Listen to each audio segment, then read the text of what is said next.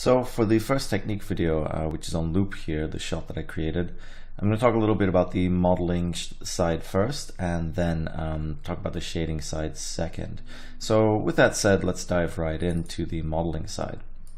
So I'm mainly going to focus on the tunnel, and the way I created this is actually quite quick. I started with a cube, which I scaled up a little bit, and I'm just going to talk through modeling this at my own pace, so you can see exactly what I'm doing and how I get to that end result. So I'm going to scale this in the y-axis about 5 times. I'm going to subdivide this so we get nice square polygons. This will become more important once we start getting into more of the modeling side of things. And that's basically it for a base shape. Now there's a couple of things that I like to do, especially when I'm modeling with modifiers, and one of them is, as I said, try and make sure that when you're starting out with your base shape that you have nice square polygons.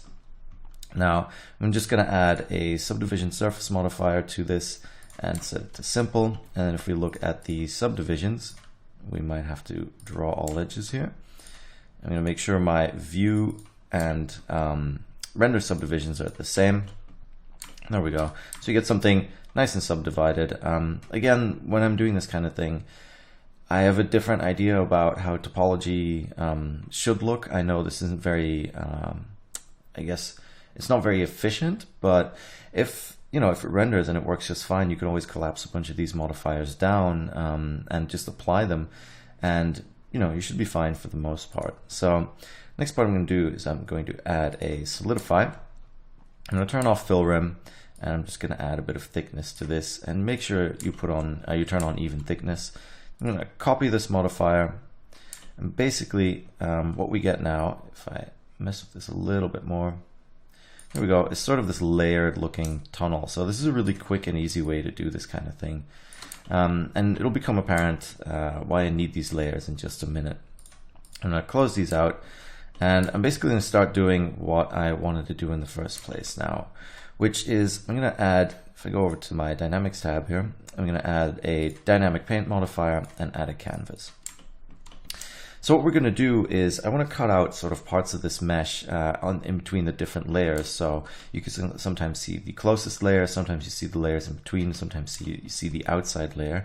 And I like doing this with dynamic paint because it keeps everything really procedural, and you can model very, very quickly like this and try stuff out. So first thing I'm going to do is I'm going to leave it set to vertex. I'm going to set this to weight. And now the entire thing will turn blue, basically indicating there's no vertex painting going on just yet. Now the reason for that is obviously we need a brush object when we're using dynamic paint. So what I'm going to do is I'm going to grab a cylinder, I'll rotate it 90 degrees on the x-axis, and I'm going to grab the polygons at the front and back and delete those. Then I'm going to select everything, scale it in the y-axis until I have something that's roughly the same length, maybe just a little bit over compared to the object that we have before. Now I'm going to keep these, try and keep these as square as possible. That should be all right for the most part. You can always scale this up. I'm going to scale it in anything but the y-axis until we get sort of a nice result. That should be okay for the most part. So again, what I'm going to do is I'm going to add a subdivision surface to this, and it's good to kind of keep in mind that you're working with quite high poly objects, so things can slow down, but because you have the subdivision surface here, you can always dial it back whenever you need to. And the next thing I'm going to do is I'm going to add a displace modifier, and to that I'm going to add a texture as well, and I'm going to grab the clouds and set it to cell noise. So this will give me this nice sort of square pattern, and I might have to subdivide this up a little bit more. There we go. Maybe 3 is already a bit too much, but we can use it for now, and if it slows down too much, I can always turn it down again. Setting the mid-level to 0 will ensure that you're only pushing geometry outwards from your original shape, which is what I want. And now it's just a case of looking at the strength and sort of determining how far we want to push it out. So it'll become quite clear what this does in just a second. I'm going to leave it at 1 actually, and I'm going to go over to the Dynamic Paint tab again and add in a brush. So now when we actually hide the cylinder from the view, you can see there's a whole bunch of red being splattered onto the original cube that we created. But basically, we can now use this in a vertex mask to dynamically sort of take away parts of the mesh, so we get this really interesting effect going on. So what I'm going to do is I'm just going to leave this set to mesh volume, which is fine.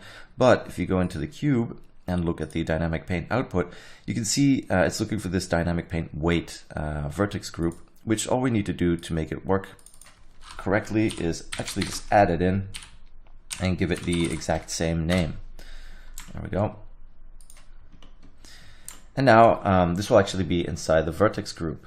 So if I were to use a mask add-on, for example, or a mask modifier rather, and grab the dynamic paint weight mask, you can invert the mask, and now you can see we're cutting out this really interesting pattern, this sort of very technical pattern from the mesh itself, and I can control it simply by upping the strength.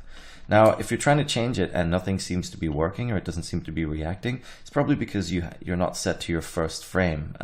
Dynamic paint usually works with a caching system because you can have this animate and change over time as well. But I sort of tend to, where is it? There we go. I sort of always tend to make sure that I'm at my start frame for the dynamic paint. So when I do dial stuff in the other object, that it actually affects it immediately. So if we really exaggerate, there you go. You get this really cool, sort of interesting looking effect. Now, the fun thing is we can just keep going, because now that we have this dynamic paint and this mask, I can add another solidify if I want to, and basically just solidify, fill up the edges here so we have a nice full looking volume. And if you were to go with, if you were to put a camera through this, so I'm going to add in the camera and reset the rotation and set it to 90 degrees, go into the camera view and go back, then you can see we already have a very similar looking effect to what I created before. Now you could go even further and just keep layering modifiers on top of this. I'm just going to turn off the solidify for now because we want to add that one last. You could even push it further by adding in another displace modifier here, adding in a new texture. I'm going to set the mid-level to 0 again, so we're just pushing outwards on the mesh. And maybe not set the strength to 1, but like 0.1. And tweak the texture again. So we're in the texture 1 for the displace on the cube, not the one on the cylinder now.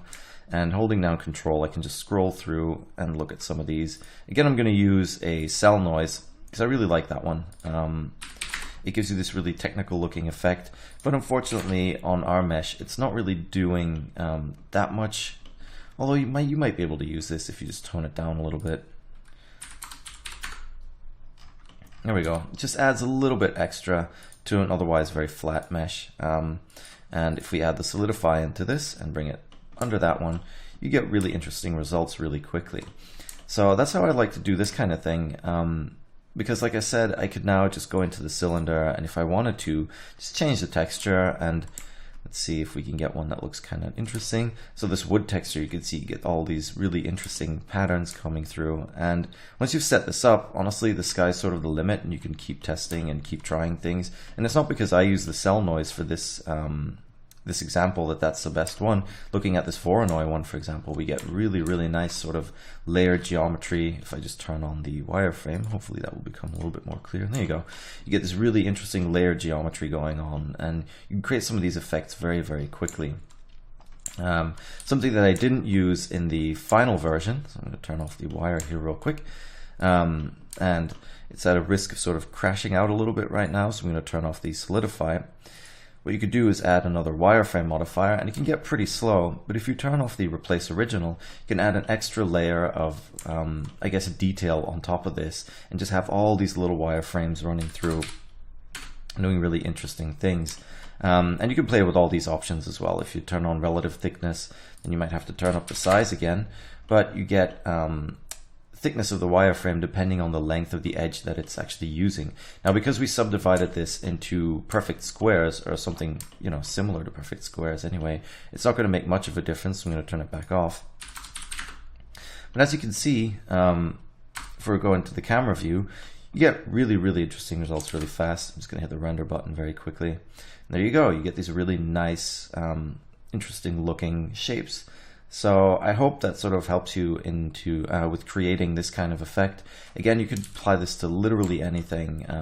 You could have shapes in all different sizes and forms using the same trick with the dynamic paint and the mask to do all kinds of things. I've used the dynamic paint with the displace, for example. So if we were to turn off the mask just for a second and use the dynamic paint weight on the displace, I'm just going to turn this up, and it's not necessarily going to look very good, but what you can see if I turn off the wireframe again is it's only affecting the portions where the dynamic paint is actually painting it.